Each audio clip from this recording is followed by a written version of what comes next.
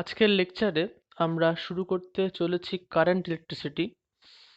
তো আজকে ফার্স্ট যেহেতু এটা শুরুই, তো আজকে আমরা প্রথমে কারেন্ট ইলেকট্রিসিটির কিছু বেসিক জিনিস পড়বো, যেটা আমরা আগেও পড়ে এসেছি। তো তোমাদের সকলেরই আজকে খুব বুঝতে প্রবলেম হবে না, এটা খুব ইজি আছে। তো তাহলে শুরু করা যাক। আমরা যেটা প্রথমে পড়বো সেটা হচ্ছে ইলেকট্রিক কারেন্ট। যে প্রথম টপিকটা ডিসকাস করব সেটা হচ্ছে ইলেকট্রিক কারেন্ট।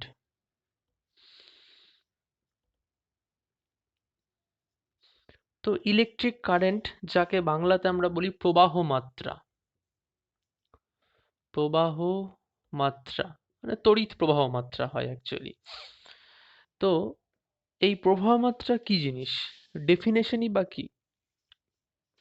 তো প্রবাহ মাত্রার ডেফিনেশন পড়তে গিয়ে আমাদের, এটা আমরা আগেই পড়েছি ক্লাস 10-এ। কি বলা হয়, যে কোনো পরিবাহীর মধ্য দিয়ে উম, একক প্রস্থচ্ছেদের মধ্যে দিয়ে একক সময়ে যে পরিমাণ আধান প্রবাহিত হয়, মানে কোনো পরিবাহীর যে কোনো প্রস্থচ্ছেদ বললেও হবে, একক বলাটা খুব জরুরি না।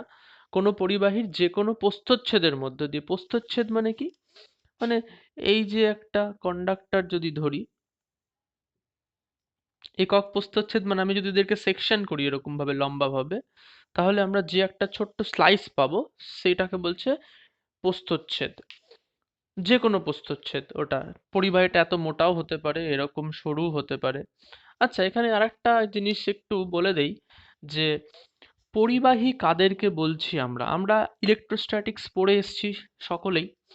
তো ইলেকট্রোস্ট্যাটিক্সে আমরা যেটা পড়েছি, যে পরিবাহী মানে কন্ডাক্টর যার ভেতরে চার্জ এক্সিস্ট করে না। চার্জ কোথায় থাকে? কন্ডাক্টরের সারফেসে থাকে, পৃষ্ঠে থাকে। এইটা আমরা এতটুকু জানি পরিবাহী সম্বন্ধে। তো আজকে আমরা কারেন্ট ইলেকট্রিসিটিতে বেসিক্যালি যেটা পড়বো সেটা পরিবাহী দিয়েই ব্যাপারটা পুরোটাই পড়বো। তো আমরা দৈনন্দিন জীবনে আমাদের হাউস হোল্ড সার্কিটে তৈরি করার সময় যে আমরা বাড়িতে ওয়্যার ইউজ করি সেটা পরিবাহী একটা। বাড়িতে যে আমরা তার ব্যবহার করে থাকি যার মধ্য দিয়ে তড়িৎ প্রবাহিত হয়, আমরা দৈনন্দিন জীবনে এটার সম্বন্ধে সকলেই মানে পরিচিত, যে পরিবাহী তারের মধ্য দিয়ে তড়িৎ প্রবাহিত হয়। তো সেখান থেকেই প্রবাহ মাত্রাটা এসছে। তো আমরা পরিবাহী তার বলতে বুঝবো যে যার মধ্যে দিয়ে তড়িৎ প্রবাহিত হচ্ছে, সেটাও ওয়ান কাইন্ড অফ পরিবাহী। মানে এখানেও ওই কনসেপ্ট গুলোই প্রযোজ্য যেটা ইলেকট্রোস্ট্যাটিক্সে পড়ে এসেছি, যে সারফেসে চার্জ থাকে, ইনসাইড ইলেকট্রিক ফিল্ড জিরো হয়। তো এখন আমরা ওগুলো আমরা জেনেছি, থাক ওগুলো পরিবাহীর কি প্রপার্টিজ। কিন্তু এখন আমরা পরিবাহীর ভেতর দিয়ে যে তড়িৎ প্রবাহিত হচ্ছে সেটাকে নিয়ে বেশি ভাববো বলে আমরা শুরু করছি এইভাবে, যে ইলেকট্রিক কারেন্ট মানে প্রবাহ মাত্রা কি। সেটা হচ্ছে যে কোনো পরিবাহীর যে কোনো প্রস্থচ্ছেদের মধ্য দিয়ে একক সময়ে যে পরিমাণ আধান প্রবাহিত হয়। আমরা জানি পরিবাহীর মধ্য দিয়ে কারেন্ট যায়, এটা ব্যাপারটা মানে উল্টো দিকে একটা ইলেকট্রনের ফ্লো হয়। তো তাহলে এই ডেফিনেশনে বলা হচ্ছে I equals to Q by T. ওই যে ডেফিনেশনটা যেটা বললাম, যে যে কোনো প্রস্থচ্ছেদের মধ্য দিয়ে আহ, একক সময়ে যে পরিমাণ আধান পাস করছে। তো ধরলাম একটা পরিবাহী তার আমরা ব্যবহার করেছি, তার মধ্য দিয়ে কিউ আধান প্রবাহিত হয়েছে প্রস্থচ্ছেদের মধ্যে দিয়ে, কোনো একটা প্রস্থচ্ছেদ মানে কি, এই কিউ আধান কিন্তু পুরো পরিবাহীর মধ্য দিয়ে নয়। আবারও বলছি, এটা একটা পরিবাহী, এই পরিবাহীর মধ্য দিয়ে টোটাল কিউ আধান যাচ্ছে সেটা কিন্তু না, এই কথাটা না। কিন্তু আমি যদি এদেরকে কেটে দেই, মানে ধরলাম এইখানে একটা কাটলাম আর এখানে একটা চপ করলাম, তাহলে এরকম একটা ছোট্ট ক্রস সেকশন পেয়ে যাবো না? মানে যেরকম একটা ছোট্ট ক্রস সেকশন পাবো এই রকম টাইপের। তাহলে এই ক্রস সেকশনের এই প্রস্থচ্ছেদের মধ্য দিয়ে টি সময়ে কিউ আধান গেছে।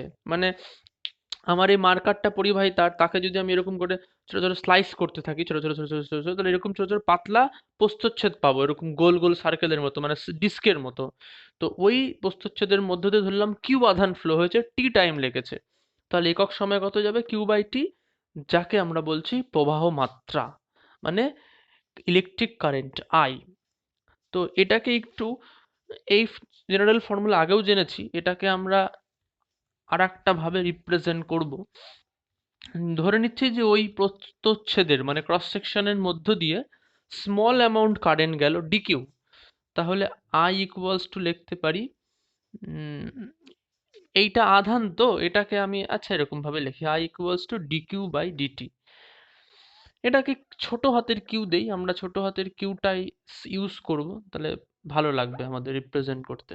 এই এটাকে এইভাবেও লেখা যায় যে I equals to dq by dt. কেন, যদি স্মল অ্যামাউন্টের চার্জ ফ্লো হয় ওই ক্রস সেকশনটার মধ্যে দিয়ে ডিটি টাইমে, তাহলে I equals to dq by dt. Unit তোমরা সকলেই জানো, এটার ইউনিট হয় হচ্ছে প্রবাহ মাত্রা এসআই পদ্ধতিতে। আর সিজিএস পদ্ধতিতে কি হবে সেটা আমি বলে রাখছি, ইএমইউ ইলেকট্রোম্যাগনেটিক ইউনিট বলা হয় সিজিএসে। এসআইতে প্রবাহ মাত্রার ইউনিট অ্যাম্পিয়ার হয়। এই আয়ের ইউনিট এসআইতে কি হয়, এসআইতে হচ্ছে অ্যাম্পিয়ার, এটা হচ্ছে এসআইতে। আর সিজিএস ইউনিটটা আমরা পড়ে থাকি ইএমইউ ইলেকট্রোম্যাগনেটিক ইউনিট। তো এটা আমরা মানে অ্যাকচুয়ালি এটা ইএমইউটাকে ইলেকট্রোম্যাগনেটিক ইউনিটই বলা হয় প্রবাহ মাত্রার। প্রবাহ মাত্রার যে একটা ইউনিট ইলেকট্রোম্যাগনেটিক ইউনিট একটা আছে সেটা হচ্ছে ইএমইউ। এটা আমরা ম্যাগনেটোস্ট্যাটিক্সে পড়বো, তো থাকলো আপাতত এটা নিয়ে বিশেষ কিছু এখন আলোচনা করছি না, ওই চ্যাপ্টারে যখন যাব তখন পড়বো। তো তাহলে আমরা প্রবাহ মাত্রাটা কি জিনিস সেটা জানলাম। এইবার এখান থেকে আমরা এই ইকুয়েশনটাও জেনে রাখলাম, এটা পড়েছিলাম যে মানে কোনো একটা প্রস্থচ্ছেদের মধ্য দিয়ে একক সময়ে যে পরিমাণ চার্জ যায় বা আধান যায় তাকে প্রবাহ মাত্রা বলে। তার এলিমেন্টারি ফর্মটা এটা, এটা আমাদের খুব কাজে লাগবে। কেন, যদি ওই প্রস্থচ্ছেদের মধ্য দিয়ে ডিকিউ স্মল অ্যামাউন্ট চার্জ যায় ডিটি টাইমে, তাহলে I equals to dq by dt. এখান থেকে আরেকটা জিনিসও মনে রাখতে হবে, যদি গুণ করে দেই তাহলে dq equals to I dt হবে, হবে না? যদি ক্রস গুণ করি তাহলে এখান থেকে আমি যদি বোথ সাইডে ইন্টিগ্রেশন করে দেই তাহলে এই দিকে পাবো হচ্ছে আই ডিটি, তাহলে ডিকিউ এর ইন্টিগ্রেশন করলে কিউ হবে, আর এদিকে হবে হচ্ছে আই ডিটি। তাহলে এই পেয়ে গেলাম হচ্ছে q equals to I dt. এটা পেয়ে গেলাম হচ্ছে চার্জ, যে ওই পরিবাহীর মধ্য দিয়ে কি পরিমাণ চার্জ দিয়েছে। যদি আমাদের কারেন্ট দেওয়া থাকে তাহলে চার্জ এভাবে বার করতে হয়, আর চার্জ দেওয়া থাকলে কারেন্ট এভাবে বার করতে হয়। ঠিক আছে, দুটো দুই কেসে প্রবলেমের জন্য কিন্তু ইউজ হবে। কারেন্ট দেওয়া থাকলে চার্জ বার করব, চার্জ দেওয়া থাকলে কারেন্ট বার করব। হয়ে গেল। এইবার আমরা চলে আসি, এটা তাহলে মুছে দিচ্ছি। এবার আমরা চলে যাব হচ্ছে ওহমস লতে। ঠিক আছে, তো তাহলে এটা মুছে দিলাম।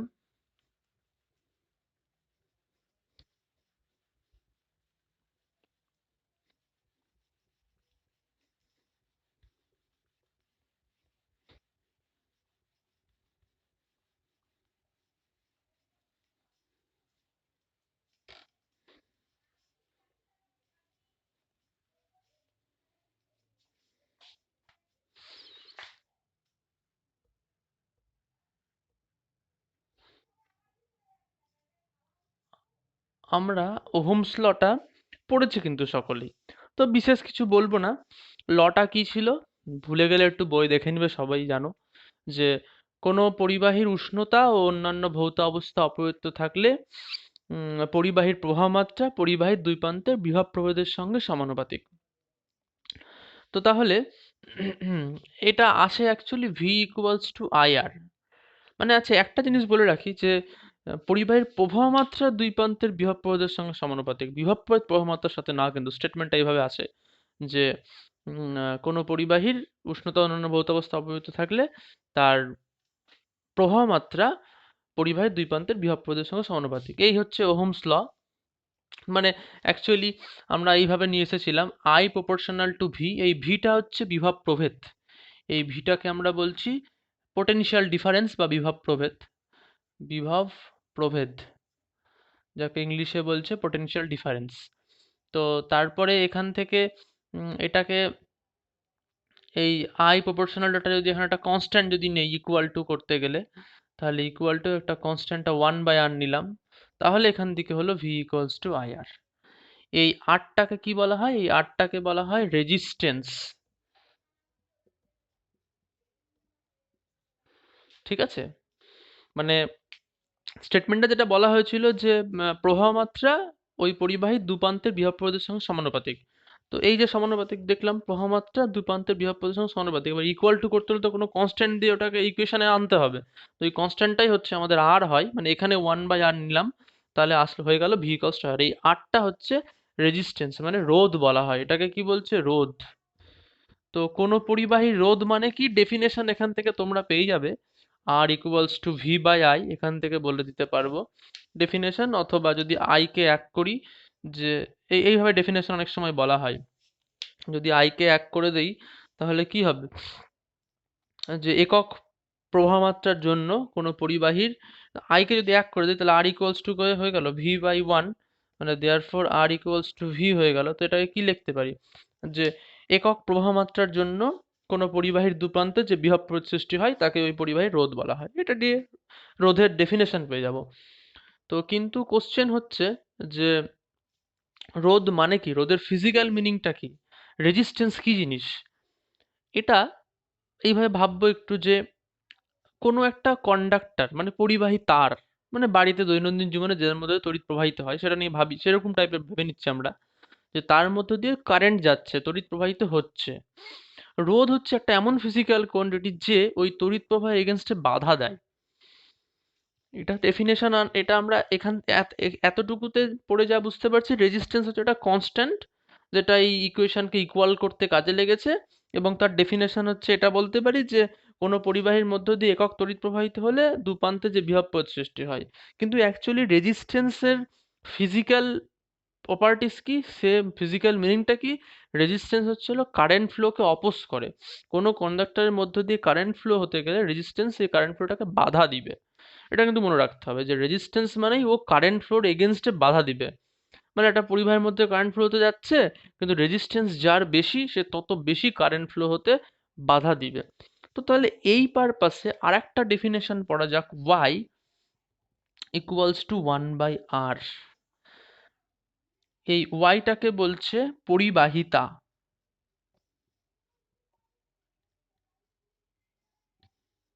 ইংলিশে যাকে বলা হয় কন্ডাক্টেন্স। ঠিক আছে, ওয়াইটাকে কি বলছি, ওয়াইটাকে বলছি পরিবাহিতা, মানে কন্ডাক্টেন্স। পরিবাহিতা মানে কি, তড়িৎ প্রবাহিত হতে কতটা পারবে। মানে দুটো তার আছে, যে একটা পরিবাহী তার একটা পরিবাহী তার, এর মধ্যে দিয়ে তড়িৎ পরিবাহিতাটা বেশি না এর মধ্যে দিয়ে বেশি, কার মধ্যে দিয়ে বেশি বেশি তড়িৎ প্রবাহিত হবে, অবভিয়াসলি যার রোধ কম। তাহলে ওই জন্য দেখতে পেয়েছি পরিবাহিতা রোধের অনন্যক, কন্ডাক্টেন্সটা 1/r। তাহলে যার রোধ বেশি তার পরিবাহিতা কম, কেন রোধটা নিচে আছে। যার রোধ কম তার পরিবাহিতা বেশি। আচ্ছা, তো এই ব্যাপারটুকু ওহমস ল। একক জানো, রোধের একক তোমরা সকলেই জানো, ওহম হয় রোধের একক। এটা নিয়ে আমি বিশেষ কিছু বলছি না, সবার সকলেরই জানা আছে। তো এবার আমরা একটু ওহমস ল যেটা পড়লাম, ভি কস্ট আয়ার, ওটা একটু গ্রাফিক্যাল রিপ্রেজেন্ট করবো, মানে ছবি এঁকে দেখবো যে কিভাবে পরিবর্তিত হয়। হ্যাঁ, আরেকটা কথা, ওইটা বলার আগে আরেকটা কথা বলে দেই, যে ওহমস ল কোথায় ইউজ হবে, এটা কিন্তু খুব ইম্পর্ট্যান্ট। আমরা তো ওহমস ল পড়লাম যে এই ভি কস্ট আয়ার এবং স্টেটমেন্টই বললাম যে প্রবাহমাত্রা দুপ্রান্তের বিভব পথের সঙ্গে সমানুপাতিক। তো কোথায় ইউজ হবে, ন্যাচারালি সমস্ত রকমের পরিবাহীতে এবং কিছু পরিবাহী ছাড়া অন্য কয়েকটা পদার্থ রয়েছে, সাবস্টেন্স রয়েছে, তাদের ওপর ওহমস ল ইউজ হয়। কি বললাম, সমস্ত রকম পরিবাহী এবং পরিবাহী ছাড়া কিছু কয়েকটা সাবস্টেন্স, এই দের ক্ষেত্রে ওহমস ল ইউজ হয়। তার মানে এরা ওহমের সূত্র মেনে চলে, তাহলে এদেরকে বলা হয় ওহমিক কন্ডাক্টর। আর যারা ওহমের সূত্র মেনে চলবে না তাদেরকে বলা হয় নন ওহমিক কন্ডাক্টর। এটা একটু পড়ে নিতে হবে এখানটায়, ওহমিক কন্ডাক্টর আর একটা হচ্ছে নন ওহমিক কন্ডাক্টর।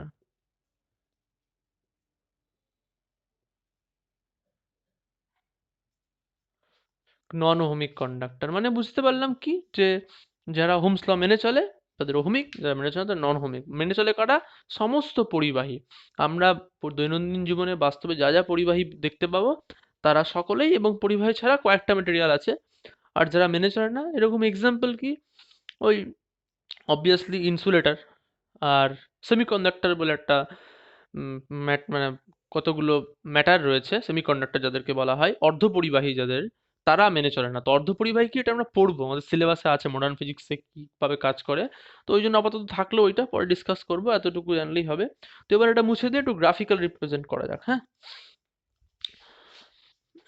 তাহলে আমি ওহমস লটা একটু প্লট করব গ্রাফে।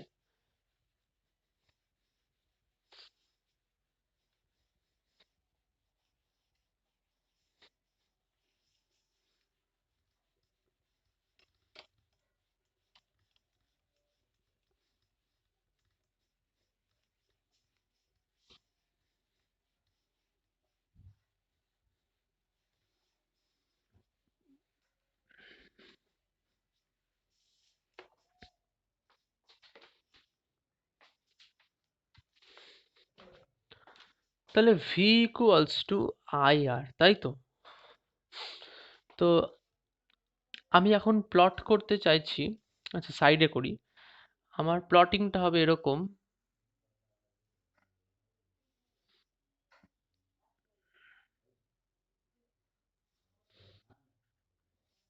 এই অ্যাক্সিস বরাবর ভি, আর এই অ্যাক্সিস বরাবর হচ্ছে আর, সরি আর কেন, এই অ্যাক্সিস বরাবর কারেন্ট আই। যদি প্লট করি তাহলে গ্রাফটা কিরকম হবে? আমি একটু এইটার দিকে দেখি, যে আমরা জানি এটা এক্স অ্যাক্সিস, এটা ওয়াই অ্যাক্সিস। আমরা এক্স অ্যাক্সিসে কাকে প্লট করেছি? ভি। তার মানে এক্স দিয়ে রিপ্রেজেন্ট হচ্ছে ভি। ওয়াই অ্যাক্সিসে কাকে প্লট করেছি? আই। তাহলে ওয়াই দিয়ে রিপ্রেজেন্ট হচ্ছে আই। তো তাহলে এই ইকুয়েশনটাতে যদি ভি এর জায়গায় এক্স আর আই এর জায়গায় ওয়াই বসিয়ে দিই, তাহলে কি হবে? ভি এর জায়গায় বসাবো এক্স, আর আই এর জায়গায় বসাবো ওয়াই ইন্টু আর।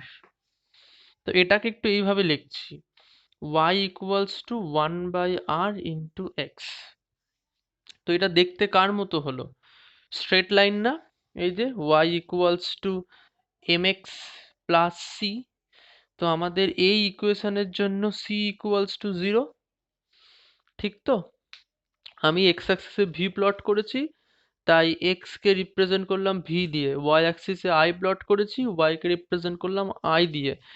ভি এর মান এক্স, আই এর মান ওয়াই, এই ইকুয়েশনে বসালাম। এই যে ভি এর জায়গায় এক্স, আই এর জায়গায় ওয়াই, আর থাকলো। সেখান থেকে ওয়াই বার করলাম, আরটাকে এদিকে নিয়ে এসে। এটা দেখতে y equals to m x plus c এর মতো। এই ইকুয়েশনে সিটা জিরো, আর এমটা কত? এমটা হচ্ছে যে ওয়ান বাই আর, এই যে কম্পেয়ার যদি করি তাহলে ওয়ান বাই আর। তাহলে বুঝতেই পারছি y equals to one by r into x. কোথা থেকে পেয়েছি? যেখান থেকে পেলাম, যেখানে আমার এক্স এক্স এক্সটা হচ্ছে কি, এক্সটা হচ্ছে, মানে এটাকে যদি আমি এবার লিখে নেই, এবার আবার যদি ওই ওয়াই আর এক্সকে যদি রিপ্লেস করে দেই তাহলে কি হবে? ওয়াই আর এক্সকে যদি রিপ্লেস করে দেই, ওয়াইটা মানে হচ্ছে আই, আর ওয়ান বাই আর থাকলো, আর এক্সটা মানে হচ্ছে ভি। তাহলে কি রকম হলো? তার মানে, বা রিপ্লেস করি বা না করি, যাই করি না কেন, সরল রেখার সমীকরণ তার মানে এই রকম হবে, স্ট্রেট লাইন। এবং এটা এক্স অক্ষের সঙ্গে যে কোণ করবে সেটা যদি থিটা হয়, তাহলে এর স্লোপ কত, নতি বা প্রবণতা, সেটা M equals to tan theta. তো আমাদের এখানে এম ইকুয়ালস টু কত? One by R. তার মানে আমি বলতেই পারি therefore one by R equals to tan theta. Okay, তাহলে আমরা যে ইকুয়েশনটা পেলাম এখন, আহ, যদি এক্স অ্যাক্সিসে ভি আর ওয়াই অ্যাক্সিসে আই হয়, তাহলে এই ওহমস ল ইকুয়েশনটা এরকম হবে। কি বললাম? যদি এক্স অ্যাক্সিসে ভি, ওয়াই অ্যাক্সিসে আই হয়, তাহলে ওহমস ল ইকুয়েশনটা এই রকম হবে, যেটা এক্স অক্ষের সঙ্গে থিটা কোণ করেছে, যাকে নতি বলা হয় ট্যান থিটাকে। ওই থিটা ট্যানজেন্টের মানকে নতি বলা হয়। এম আমরা দেখতে পেলাম, এম কত হয়েছে? One by R. তাহলে সেক্ষেত্রে tan theta equals to one by R. কিন্তু যদি উল্টো করি, আমি এটা পাশে করছি, আমি এখানে একটা দাগ টেনে দিচ্ছি, এই এবার উল্টোটা করব। ঠিক আছে, এবার কি করব? এইবার এই গ্রাফটা ওপরে আঁকবো বলে জায়গা ছেড়ে দিলাম। এই এক্স এ ভি করেছি, এখন এক্স এ আই করব, আর এই ভিটা ওয়াই এ করব। তাহলে কি হবে? তাহলে ভি ইকুয়ালস টু আই আর। এবার এত কিছু করব না, ইজিলি বুঝতে পারছি যে ওয়াই অ্যাক্সিসে ভি, তার মানে এটা ওয়াই, এক্স অ্যাক্সিসে হচ্ছিল আই, তার মানে আর ইন্টু এক্স। তাহলে এবার যদি আমি এইটাকে কম্পেয়ার করি যে y equals to m x plus c এর সঙ্গে, দেখতে পাচ্ছি তাই না, এক্স অ্যাক্সিসে কি প্লট করা হচ্ছে আই, তাহলে আই এর জায়গায় লিখে দিলাম এক্স আর আরটা পড়ে থাকলো। ওয়াই অ্যাক্সিসে কি প্লট করা হচ্ছে ভি, তাহলে ভি এর জায়গায় লিখে দিলাম ওয়াই। যদি কম্পেয়ার করি সি তো জিরোই হচ্ছে, সি জিরো মানে মূলবিন্দুগামী সমীকরণ হবে। এটাও স্ট্রেট লাইন, এটাও স্ট্রেট লাইন, মানে যেটাও স্ট্রেট লাইন এটাও স্ট্রেট লাইন, তাহলে এখানেও স্ট্রেট লাইন হবে। তাহলে এখানে যদি কম্পেয়ার করি, এখানে সি জিরো আর এখানে এম ইকুয়ালস টু আর হচ্ছে, তাহলে এটা এক্স অক্ষের সঙ্গে যে কোণ করবে থিটা, তাহলে এখানে ট্যানজেন্টের মান কত হবে m equals to tan theta. এবার এম কত আর, তাহলে r equals to tan theta. তার মানে এখান থেকে যেটা আমি এই দুটো ভ্যালু পেলাম, সেটা থেকে আমি কি বলতে পারি যে যে V equals to I R ohm's law. যদি এক্স অ্যাক্সিসে ভি ওয়াই অ্যাক্সিসে আই প্লট হয় তাহলেও স্ট্রেট লাইন মূলবিন্দুগামী, যদি এক্স এ আই ওয়াই ভি হয় তাহলেও মূলবিন্দুগামী স্ট্রেট লাইন। কিন্তু এক্ষেত্রে যেটা থিটা কোণ করবে এক্স অক্ষের সঙ্গে, তার ট্যানজেন্টের মানটা যেটা ট্যান থিটা, সেটা ওয়ান বাই আর এর সঙ্গে সমান। আর এক্ষেত্রে যে এক্স অক্ষের সঙ্গে থিটা কোণ করবে তার ট্যানজেন্টের মান হচ্ছে আর এর সঙ্গে সমান হবে। তার মানে এক্ষেত্রে ট্যানজেন্টের মান বার করলে রোধ পেয়ে যাব, আর এক্ষেত্রে ট্যানজেন্টের মান বার করে তাকে অনন্যক করলে তবে রোধ পাবো। এই হচ্ছে ডিফারেন্স। তাহলে আমাদের গ্রাফটা খুব ভালো মতো কিন্তু মনে রাখতে হবে, এখান থেকে কোশ্চেন আসে পরীক্ষাতে। ঠিক আছে? তো এই বোঝা গেল যে কি করে আমি গ্রাফটা আনলাম, মানে দুটোই স্ট্রেট লাইন দেখেও বোঝা যাচ্ছে, ইকুয়েশন দেখেই বোঝা যাচ্ছে। বা আমি আরো ভালো মতো বোঝার জন্য y equals two mx plus c ধরে করলাম, এখানেও করলাম এখানেও করলাম, তাতে আমার ব্যাপারটা ইজি হবে বোঝা। তো এই হচ্ছে গ্রাফিক্যাল রিপ্রেজেন্টেশন গেল। এইবার নেক্সট আমরা একটু অন্যরকম জিনিসে যাব, মানে রেজিস্ট্যান্স কিভাবে ডিপেন্ড করছে। ঠিক আছে, এটা মুছে দিচ্ছি।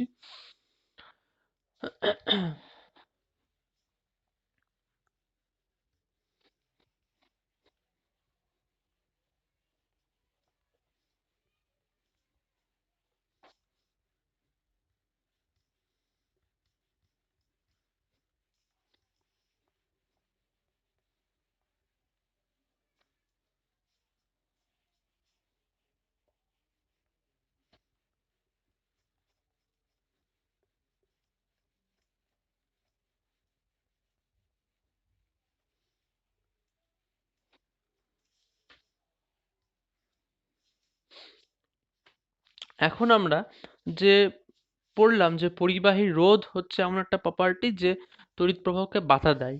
তো এই রোধটা কার কার ওপর ডিপেন্ড করছে, তো বলছে সকলেই পড়েছি R equals to rho into L by A. আমি এটা নিয়ে বিশেষ কিছু বললাম না ইলাবোরেটলি, কেন সকলেই জানো এই রোধ এইভাবে ডিপেন্ড করে কার কার ওপর, পরিবাহীর। এল হচ্ছে পরিবাহীর দৈর্ঘ্য, এটা কিন্তু দৈর্ঘ্য পরিবাহীর। আর এ হচ্ছে প্রস্থচ্ছেদের ক্ষেত্রফল, ছেদের ক্ষেত্রফল। আর এই রোটাকে বলা হয় রোধাঙ্ক।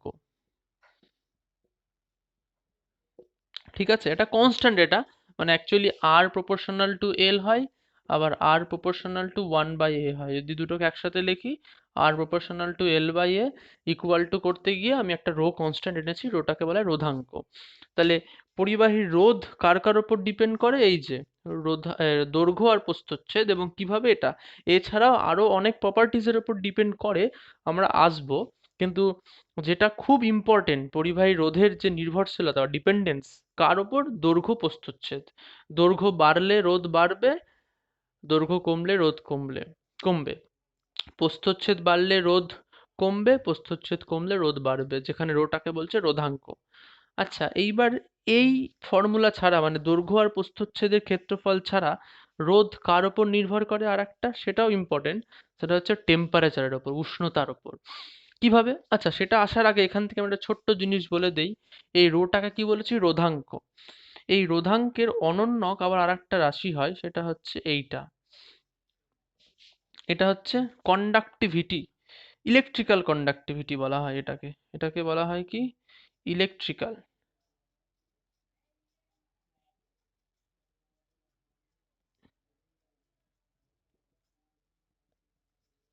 এটাকে বলা হয় ইলেকট্রিক্যাল কন্ডাক্টিভিটি।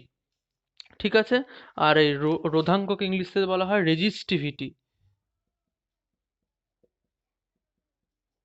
ওকে, তাহলে ক্লিয়ার থাকলো, এটা মনে রাখতে হবে। এটা আমরা আবার একটা অন্য ক্যালকুলেশন করেও আসবে, সেটা পরে দেখবো এই চ্যাপ্টারে, সিগমা ইকুয়ালস টু 1/ρ। তাহলে যেটা বলছিলাম যে এই দুটো ছাড়া, দৈর্ঘ্য আর প্রস্থচ্ছেদ ছাড়া আর রোধ কার উপর ডিপেন্ড করে, তার জন্য আমরা একটু ক্যালকুলেশন করবো। এটা মুছে দিচ্ছি।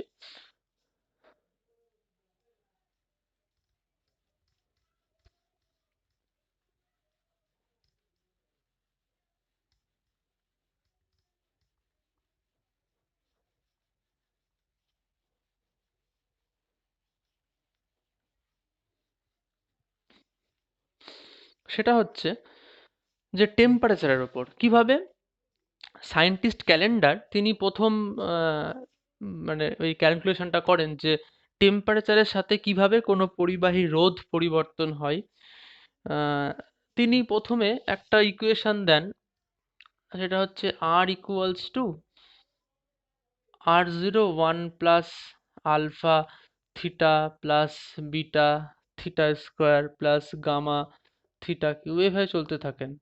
মানে এই অ্যাকচুয়ালি থিটাটা হচ্ছে যেটা, সেটা বলছে যে উষ্ণতার পরিবর্তন। এই থিটা যেটা বলছে সেটা হচ্ছে উষ্ণতার পরিবর্তন। উষ্ণ মানে টেম্পারেচার চেঞ্জ শর্টকাটে। আমি টেম্পারেচারকে শর্টকাটে এভাবে লিখতে পারি, টেম্পারেচার চেঞ্জ, এইভাবে লিখি। ঠিক আছে? থিটা হচ্ছে মানে ধরে নিলাম এই একটা পরিবাহী আছে, এর টেম্পারেচার এখন 20 ডিগ্রি সেলসিয়াস। ধরলাম এর টেম্পারেচার বাড়লো 30 হলো, তাহলে টেম্পারেচার চেঞ্জ কত হলো? 30 - 20, 10 ডিগ্রি সেলসিয়াস। এই 10 ডিগ্রি সেলসিয়াস টেম্পারেচার ইনক্রিজ হলো, এই বৃদ্ধির জন্য রোধ কত হবে? এই যে এরকম আর, বলছে R0 হচ্ছে প্রাথমিক রোধ ছিল, মানে ধরলাম যখন টেম্পারেচার 0 ছিল তখন R0। তারপরে আমি টেম্পারেচার কত চেঞ্জ করলাম, ইনক্রিজ করেছি থিটা, তাহলে কত হবে? তাহলে আর হবে সেই আর ইকুয়ালস টু R0 ব্র্যাকেটের মধ্যে 1 plus alpha theta plus beta theta square plus gamma theta cube dot dot dot চলতে থাকে। তো অ্যাকচুয়ালি এই থিটা যেহেতু যদি খুব স্মল হয়, থিটা যদি ভেরি স্মল হয়, যদি ভেরি স্মল হয়, তাহলে আমরা এই টার্মগুলো নেগলেক্ট করে দেবো। তাহলে নেগলেক্ট করে দিলে পড়ে থাকছে কি? শুধু এই দুটো। তাহলে এখান থেকে লিখতে পারছি R equals to R0 into 1 plus alpha theta, এইটা। তো আমরা এটাকে একটু অন্যভাবে পড়বো এখন। এইরকম ভাবে অ্যাকচুয়ালি আসে, কিন্তু আমরা একটু সহজ উপায়ে পড়বো। কিভাবে সহজ উপায়? দেখা যাক সেটা। সহজ উপায়টার জন্য আমি পাশে এখানটায় পড়ছি যে এখানে একটু ধরে নেই যে আহ, এখানে একটা ধরে নিচ্ছি, ধরি কোনো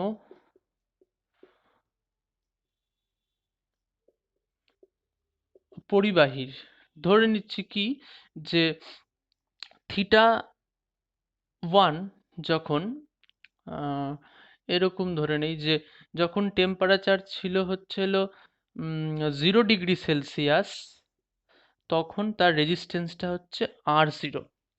যখন টেম্পারেচার হলো θ ডিগ্রি সেলসিয়াস, তখন রেজিস্ট্যান্স হয়ে গেল আর থিটা। ওকে, ক্লিয়ার? 0 তে R0 মানে এক টেম্পারেচার 0 ডিগ্রি, তখন ওই পরিবাহীটার রেজিস্ট্যান্স R0। যখন টেম্পারেচার থিটা, তখন ওর রেজিস্ট্যান্স আর থিটা। তাহলে রেজিস্ট্যান্স ইনক্রিজ কত হলো? চেঞ্জ ইন রেজিস্ট্যান্স কত হলো? আর থিটা মাইনাস R0। অবশ্যই এখানে টেম্পারেচার বাড়লে রেজিস্ট্যান্স বাড়ে, এটা মনে রাখতে হবে যে যে কোনো কন্ডাক্টরের ক্ষেত্রে যদি টেম্পারেচার বাড়ে, মানে উষ্ণতা বৃদ্ধি করবো, তো রোধটা বাড়তে থাকবে, তাই এটা বড় হবে যেহেতু টেম্পারেচার বেশি এটা। আর চেঞ্জ ইন টেম্পারেচার কত? উষ্ণতার পরিবর্তন কত হলো? θ - 0, মানে আলটিমেটলি কত হলো? থিটা। তো ইকুয়েশনটা যেটা আসে বলছে যে যে আর থিটা, এরকম টাইপের ইকুয়েশন তোমরা 11-এ পড়েছিলে, ওই expansion of solid liquid gas, এটা পড়ার সময়। যে থিটা, আর থিটা মাইনাস R0, এটা হচ্ছে রেজিস্ট্যান্সের পরিবর্তন কত চেঞ্জ হয়েছে। এটা কার সাথে সমানুপাতিক হয়? এটা হয় হচ্ছে উষ্ণতার পরিবর্তন যত হয়েছে। মানে আমাদের বার করতে হবে যে উষ্ণতার রোধের কি পরিবর্তন, রেজিস্ট্যান্সের কি পরিবর্তন, সেটা কার কার সমানুপাতিক হয়? সেটা হচ্ছে উষ্ণতার পরিবর্তনের সাথে সমানুপাতিক 1 নম্বর, আর 2 নম্বর বলছে এইটা সমানুপাতিক হয় প্রাথমিক উষ্ণতা, সরি সরি প্রাথমিক রোধ। তাহলে প্রাথমিক রোধ কত? R0। তাহলে দুটো এরকম জিনিস আমরা ওই থার্মাল এক্সপানশনেও পড়েছিলাম, যে কোনো এটা যদি একটা পরিবাহী, সরি, এটা ধাতব দণ্ড হয়, তাহলে উষ্ণতা বাড়লে দৈর্ঘ্যে প্রসারিত হয় না? তাহলে এর দৈর্ঘ্যর প্রসারণটা উষ্ণতা পরিবর্তনের সঙ্গে সমানুপাতিক হয়েছিল আর প্রাথমিক দৈর্ঘ্যের সাথে। এখানেও তাই, যে রোধের প্রসারণ হয়েছে মানে বৃদ্ধি হয়েছে, এখানে প্রসারণ মানে রোধের যে বৃদ্ধি হয়েছে সেটা প্রাথমিক রোধের সঙ্গে সমানুপাতিক আর উষ্ণতার বৃদ্ধির সাথে। তাহলে এই দুটোকে একসাথে যদি লিখি, তাহলে আমি এইখানে একটু দাগ টেনে দিই, এটার পর এখানে নিয়ে আসছি, কম্বাইন করে যদি লিখি তাহলে R theta minus R0 is proportional to কত হবে? Theta into R0। তাহলে এখানে আমি ইকুয়াল টু বসে একটা কনস্ট্যান্ট নিব, তাহলে R theta minus R0 equal to কনস্ট্যান্টটা আলফা। এইটা কিন্তু অ্যাকচুয়ালি প্রপোর্শনাল টু সাইন, মানে ইনফিনিটি না, কিন্তু এটা হচ্ছে প্রপোর্শনাল টু, প্রপোর্শনাল সাইন এটা। এবার এখানে ইকুয়াল টু করে দিয়ে যে কনস্ট্যান্টটা নিলাম সেটা হচ্ছে আলফা, থিটা R0। এই আলফাটাকে বলা হয় রোধের উষ্ণতা গুণাঙ্ক, এটাকে বলা হয় রোধের উষ্ণতা, সরি, রোধের উষ্ণতা গুণাঙ্ক। ওকে, ঠিক আছে। তাহলে এই ইকুয়েশনটাকে একটু সাজিয়ে যদি নেই, তাহলে আমি এই দিকটা মুছে দিচ্ছি, এই দিকটাতে ধরেছিলাম ওই জন্য এখন কাজে লাগবে না। আমি যদি এখানটায় লিখি, তাহলে আমি এই R0টাকে ডান দিকে নিয়ে চলে আসছি, তাহলে আর থিটা ইকুয়ালস টু এদিকে R0টা যে মাইনাস R0 ছিল plus R0 plus alpha theta R0। তাহলে R theta equals to R0 common নিয়ে নিলাম, 1 প্লাস আলফা থিটা। তাহলে এই যে এরকম পেয়েছিলাম না, এই যে এখানে আর থিটা বলা উচিত ছিল, ঠিক আছে, আর থিটা বলে দিলাম। তাহলে অ্যাকচুয়ালি এটা আমরা এইভাবে ব্যাখ্যা করে প্রতিষ্ঠা করলাম আমাদের সুবিধা মতো, কিন্তু এটা আসে এইভাবে একটা এক্সপানশন করে, এটা এখন আমরা বুঝবো না এরকম একটা বাইনোমিয়াল এক্সপানশন আসে।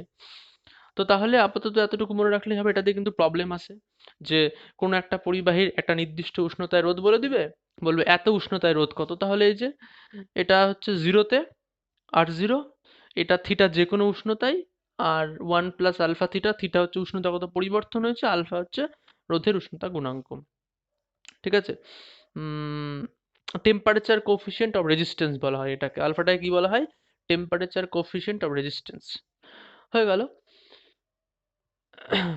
আচ্ছা, ঠিক আছে, এই থাকলো। মানে আপাতত আমরা এখানে যতটুকু পড়লাম, সেখানে এই ক্যালকুলেশনটাতে আছে সেটা হচ্ছিল, লাস্ট যেটা পড়লাম সেটা হচ্ছিল রোধটা, মানে রেজিস্ট্যান্স, কোনো পরিবাহীর রেজিস্ট্যান্স কার কার উপর ডিপেন্ড করে। ওই যে প্রথমে R equals to rho into L by এতে দেখলাম দৈর্ঘ্য প্রস্থচ্ছেদ, আর এখানে দেখলাম টেম্পারেচারের উপর নির্ভর করে।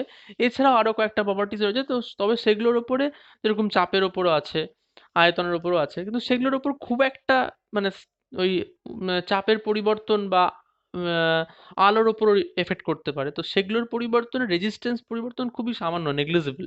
কিন্তু যেটা মানে যেটা একদম খুব এফিসিয়েন্ট চেঞ্জ হয়, যেগুলো চেঞ্জ হলে সেটা হচ্ছে টেম্পারেচার আর দৈর্ঘ্য প্রস্থচ্ছেদ। তাই জন্য ওটা আমরা পড়লাম, ওটাতে প্রবলেমও আসবে। তো আজকের লেকচার এতটুকুই থাক, নেক্সট আমরা বাকিটা পড়বো কন্ডাক্টিসিটির, ঠিক আছে।